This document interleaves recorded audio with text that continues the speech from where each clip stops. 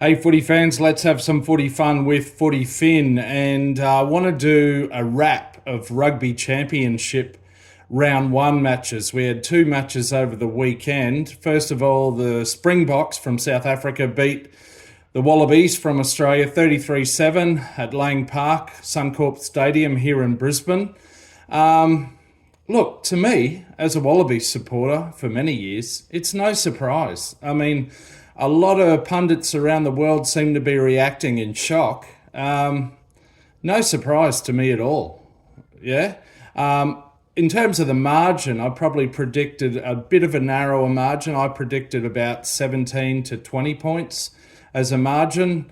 You know, one try to the Wallabies is as expected. Maybe they could have got a penalty or two, I might have predicted. Five tries to the Boks, I probably would have predicted 3 or 4 tries.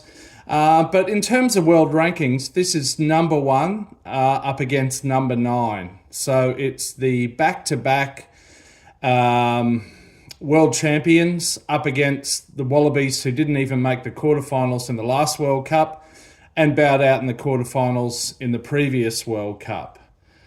And then if you think about it, in terms of world rankings, 1 versus 9, you might say a margin of 1 try for every 2 world ranking ranks is about right, yeah? So if one plays 3, one wins by a try. If one plays 5, number 1 wins by 2 tries. So according to that, a margin of 4 tries when one plays 9 is bang on. You know, it's no surprise. There's no miracle turnarounds here. Rugby in Australia is in a dire state. It is shithouse, to use our vernacular. You have to live here to understand how minor a sport it's become in relation to NRL and AFL and other codes as well. So we beat Wales twice recently, and we beat Georgia. Pretty narrow margins in each case, but we're still 9th. Okay, there's no miracle turnarounds here. There's no silver bullet solutions. It's no surprise, people. We're 9th in the world. We're virtually a tier 2 rugby nation these days. I'll tell you something telling. I just went to find this Wallabies jersey, which I've had for many years and which I last wore during last year's Rugby World Cup. It actually took me several minutes to find it. I couldn't remember where I put it. And that's actually symbolic. Yeah? I follow a hell of a lot of NRL these days too, by the way. What else did I want to say? I wanted to point out, so we had a debutant last week, Carlo Tizzano, in the number 7 position. Now, he's a great young player in his early 20s, from Perth, grew up in Perth, played with the Force, and then when they got dumped out of the Super Rugby comp, came over to the East Coast, played with the Waratahs for a while, has gone back to Perth as of Western Force re-entered Super Rugby. So nothing against him.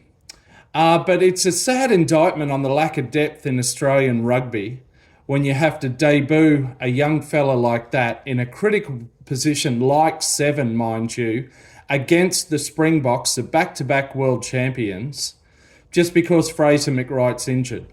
Is that really the best we've got in terms of depth at number 7? Evidently it is. And so that's very telling to me. Tizzano, by the way, did well. He gave a good account of himself, but that's beside the point.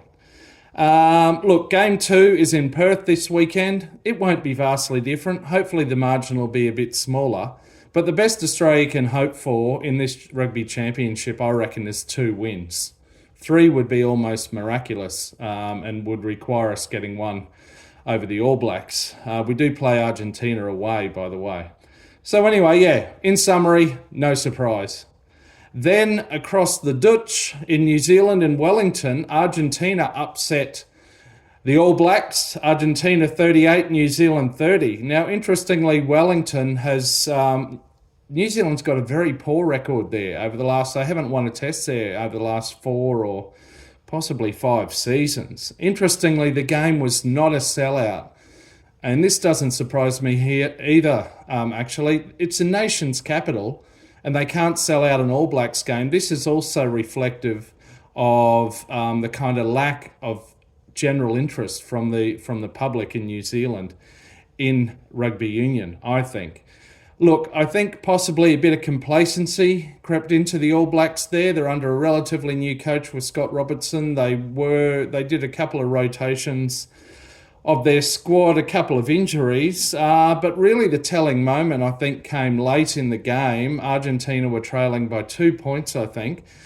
New Zealand won a line out against the throw on around halfway, and their standing captain, Adi Savea, threw a very poor pass back towards Damien McKenzie.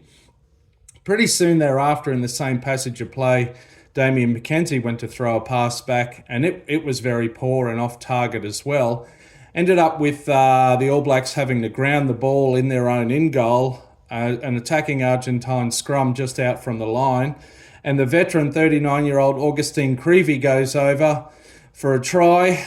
And a little bit later, poor ill discipline from New Zealand gave away another penalty. So 38-30. Anyway, well done, Argentina. So that one was a surprise.